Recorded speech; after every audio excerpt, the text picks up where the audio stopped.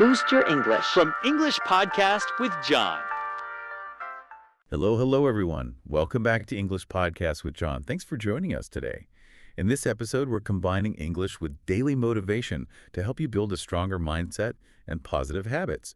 We're here to make your English practice simple, relaxed, and enjoyable. I am so excited to get into our topic today. It's something I think is it's fundamental. We're really going to be looking at that internal game, the connection between our mental state and how we learn. How are you doing today? You ready for this? I'm doing great, thank you. And I could not be more ready. I think this topic is absolutely vital. So many learners focus on the tangible things, right? Like vocabulary lists and grammar rules. Right, the stuff. Exactly, the stuff. But the real engine, the thing that powers all of that effort is your mindset. If you're full of self-doubt or if it just feels like a chore, well, even a best study plan is just going to fall apart. It's so true. It's funny. You see people spending so much energy trying to find the perfect app or the secret method, but the biggest wall is usually the one inside their own head. That little voice, that inner critic. Oh, 100%.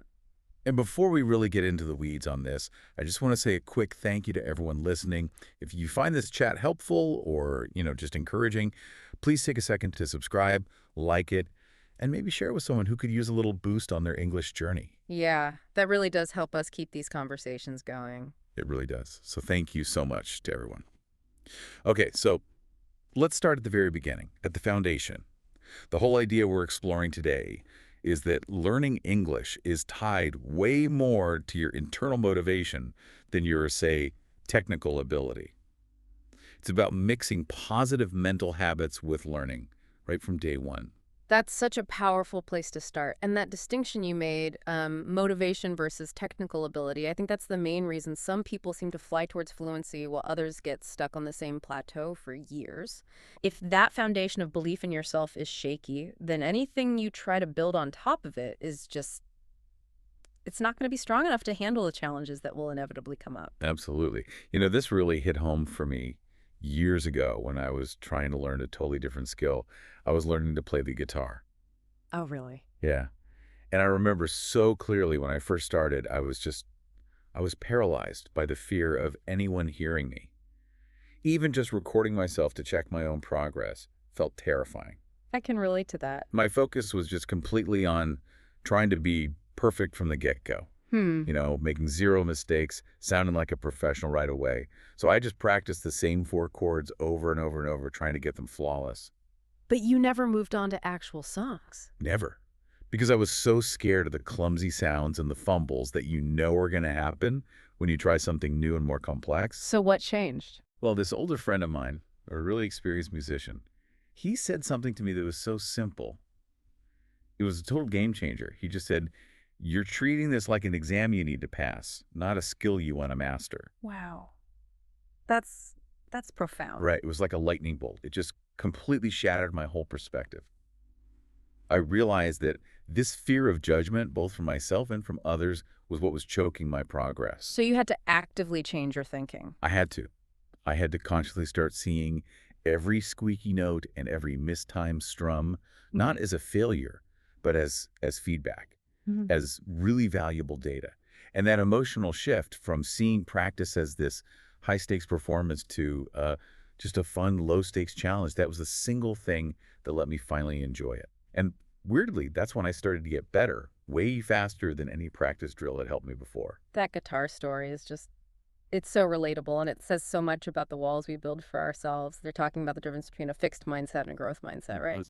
Believing your ability is set in stone versus seeing mistakes as, like you said, just data for improvement. So when you were feeling that paralysis, did you find that the pressure you were putting on yourself was worse than any potential judgment from other people? Oh, without a doubt. It wasn't even close. The self-induced pressure was 1,000 times worse. I mean, nobody was actually waiting for me to become a guitar hero. The only person judging me so harshly was me. It creates a really negative loop, doesn't it? A totally exhausting one. A tiny mistake felt like this huge final proof that I just wasn't good enough. Yeah. And that, of course, just made me more anxious for the next time I had to practice. So when you made that mental switch, did you feel a physical change, like a sense of relaxation? It sounds like you're using up so much mental energy just managing the anxiety. 100%. There was this immediate, like, you could feel it, a physical relaxation. It was like I had taken off this massive, heavy backpack that was just filled with all these unrealistic expectations I'd put on myself. And that freed you up. It freed up so much mental bandwidth, just like you said. Yeah. Suddenly, all my energy could go into focusing on the actual sound, the movement of my fingers, instead of worrying about this imaginary audience inside my head. That's when the real learning started. That concept of freeing up mental bandwidth is so key. We should probably zoom in on that for a second. When you're anxious or you're hyper-focused on not making mistakes, you're creating what psychologists call cognitive load. Right. Your working memory, that really limited mental space you use for processing new things, like trying to form an English sentence, it gets totally cluttered with thoughts that have nothing to do with the task. Like, do I sound stupid? Or is this the right word? Exactly. And that worrying literally crowds out the space you need to actually become fluent. So when we talk about linking English practice to personal growth, we're changing the whole feeling of the activity. It stops being a chore. It stops being a scary chore you have to do, and it becomes a positive reward. It's something you want to do because it's helping you become the person you want to be. So motivation isn't just some fluffy, feel-good idea. It's a real strategy for freeing up your brain to learn more effectively. That makes perfect sense. And it really leverages our own brain chemistry, doesn't it? When you associate the effort with an immediate, satisfying reward, like that feeling you get when you finally understand a really tricky part of an article. Oh, it's the best feeling. Or when you follow a whole conversation between native speakers and you don't have to pull out your phone once. That little surge of, I did it, that's the real fuel. That's what keeps you going. It's so much more powerful than just ticking a box on a to-do list. Infinitely more. When you're chasing that feeling of mastery, you start to see mistakes for what they are. Just a little detour on the way to getting that reward again. If you only practice out of obligation, you run out of fuel so fast. But if you practice because you love that feeling of progress, your tank is always refilling itself. That's a great way to put it. You know, I've seen the opposite happen in real life, and it proves that talent isn't enough. I had a colleague once who was, academically brilliant. Their written grammar was flawless, huge vocabulary, could write complex papers no problem. But the second they had to speak in a spontaneous, real-time conversation, they would just freeze up. Oh, wow. Their internal narrative, that voice in their head, was just so negative. It was constantly whispering things like, you're going to sound foolish, or if you make one tiny mistake, everyone will judge you. That's heartbreaking. They had all the knowledge, but not the confidence to use it. Exactly. It was a classic fixed mindset. They believed their speaking ability was this static thing they were bad at, not a skill they could improve. And that negative self-talk was their single biggest barrier, way more than any actual technical weakness. That is such a powerful example. So they had the engine, but the fuel line was just clogged with fear. Did they ever manage to get past that? It took a long time, but yes, they did. They had to work with a coach who focused almost entirely on building confidence and rewriting that inner script. No new grammar lessons at all. It was all psychological. Really? Yeah. And once they started to challenge that inner critic and see mistakes as just experiments, it was like a dam broken. It just proved to me that technical skill only gets you so far. Your internal dialogue determines whether you actually have the courage to use those skills in the real world. That story is the perfect bridge, really, from the internal feeling to the external action. Because we agree mindset is the key. But how does that translate into consistent, positive habits? Right. Because motivation is great, but consistency is what actually gets results. That's the million-dollar question, isn't it? How to bridge that gap between intention and action. The problem with those intense all-night study sessions is that they're just not sustainable. No, you burn out so fast. You burn out, and then you start to dread the whole process. So the key is to use that growth mindset to embrace consistency over perfectionism. You have to shift your focus to daily exposure, even if it's a ridiculously small amount. Like 5 or 10 minutes. Even less sometimes. The goal of those tiny sessions isn't massive learning. It's about maintaining momentum and making it so easy to start that you can't say no.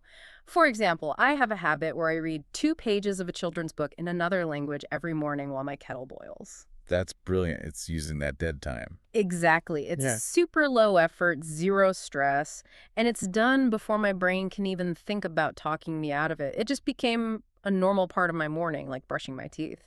It never felt like a chore. And that's the secret, making it so small that failure is basically impossible. Yeah. But do you think the perfectionism we were talking about is what stops people from even trying that tiny habit? That voice that says, what's the point of only 5 minutes if I'm just going to make mistakes? Oh, absolutely. That is the signature move of perfectionism. It's the killer of consistency. It creates this false choice in your head where the only options are either studying perfectly for 3 hours or doing nothing at all. It completely ignores the power of a small win. I fell right into that trap. I have a perfect story for this. A few years ago, I made this grand decision that I was going to wake up and study English vocabulary for a full hour every single morning. Ambitious. How long did that last? A glorious 3 days. On day 4, I hit the snooze button, felt this wave of guilt, and then I avoided studying for the rest of the week because the failure felt so huge. Right, because you'd associated studying with this massive effort and then the feeling of failure. Totally. But then later, I tried something much smaller that actually worked. Yeah. I decided I would just listen to a 3-minute English news summary while I put on my socks and shoes. That was it. And it stuck. It stuck. I never missed a day because there was zero barrier to entry. And the amazing part was, after a few weeks, my brain got used to it, and I just let the next segment play. I started to kind of crave that little bit of input. That's fantastic. The real success wasn't the vocabulary I learned in those few minutes. It was the psychological win of completing something every single day. I was building a confidence muscle, proving to myself that I'm a person who follows through. That feeling is what carries you long term. That is such a great example of momentum. You changed the definition of victory from what did I learn to did I show up for myself today? That leads us right into the power of routine and environment. The technique is called habit stacking. Okay, tell me more. It's just associating the new habit, like English practice, with a routine you already have. For example, I made a rule that I could only watch my favorite documentary channel, which is pretty complex, while I was cooking and eating dinner. So you stacked it onto a habit that was already solid. Exactly. I already cook and eat dinner every night, so the language input just got layered on top. And I did another thing. I changed the language on my phone. Oh, that's good. Right? So all those little interactions, checking the weather, using maps, they became tiny moments of passive practice. It wasn't study time anymore. It was just living time that happened to have the language baked in. That makes it feel so much more natural. Mm-hmm. But it raises a question for me. What do you think about external reminders? Like sticky notes on a fridge or those app notifications that pop up. Are they helpful or are they just crutches that create guilt when you ignore them? That's a really good question. I don't think they're only crutches. I see them more as training wheels for a habit that's still wobbly. Okay. The deep long-term motivation has to be internal, of course. But in those first few weeks when you're fighting against old habits and inertia, those external reminders can be crucial. A sticky note doesn't create the desire to learn, but it can interrupt your autopilot and nudge you back towards the new routine you're trying to build. So they're a temporary support structure? Exactly. Once the habit is solid and automatic, you can get rid of them. But in that fragile beginning stage, they can make all the difference. That makes a lot of sense, framing them as training wheels. Yeah. Okay, so we've talked about starting strong, but we have to talk about the reality of the journey, which is that it's never a straight line up. Never. There are setbacks, there are plateaus, everyone hits them, and a strong mindset is what lets you see those moments not as failures, but as feedback, as part of the process. You're so right. The difference between someone who succeeds and someone who gives up is rarely intelligence. It's resilience. And that resilience comes directly from a growth mindset. That moment you hit the wall is when your beliefs about yourself are really put to the test. Okay, so let's get practical. What's your personal strategy for when you hit a really bad slump? I'm talking about when you feel like you haven't made any progress in months, and the temptation is just to give up and watch TV. That's the moment, isn't it? That's where most people quit. My go-to strategy is something I call the forced retreat and reflection. When I feel that deep frustration, I immediately stop trying to learn anything new. You just stop. I stop all new material for 2 or 3 days. Instead of pushing against the wall, I step back. And during that time, I only engage with material I already know and enjoy. Maybe I'll reread a simple story I mastered months ago or rewatch a movie I know well. That's so counterintuitive, but I think I get it. It does two things. First, it relieves the mental fatigue. But more importantly, it rebuilds my confidence by showing me what I can do. It's a reminder of how far I've already come. So when I go back to the new, difficult stuff, I do it with renewed energy and a fresh memory of my past successes. I love that.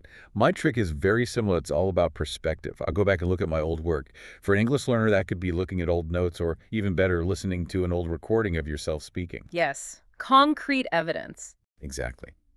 The trap of a plateau is that the current struggle feels so huge you forget where you started. I found a journal entry I wrote about a year ago, and I was shocked at how simple my sentences were, how many basic mistakes I made that I now fix automatically. And that feeling is so powerful. It's an incredible feeling. It just dissolves the current frustration. The problem I'm struggling with today suddenly feels so small compared to the mountain I've already climbed. It's like you're giving yourself a dose of retrospective confidence. That is so powerful. And it all circles back to the most important source of motivation, knowing your why, your deep personal reason for learning. When that's clear and emotional, your engine just runs hotter. For sure. If your reason is vague, like, I should do it for my job, it's not very strong. But if it's deeply personal, like wanting to connect with family or enjoy a hobby you love that's only in English, then the effort feels meaningful. Do you have an example of that, a hobby-driven motivation? I do, actually. When I was younger, I got obsessed with this very specific, very technical type of engineering hobby. And all the best information, all the forums, all the guides were only in one other language. So you had no choice. No choice if I wanted to get good at it. My motivation wasn't about grades or a career. It was purely about unlocking this world of knowledge that I was passionate about. That joy of finally understanding a technical post or a strategy guide made studying vocabulary feel instantly rewarding. That's the ultimate intrinsic motivation, isn't it? When the reward is just access to joy or connection. So I really want to encourage everyone listening. Take a moment after this and really think about your specific personal why. And don't just say, for my job. Dig deeper.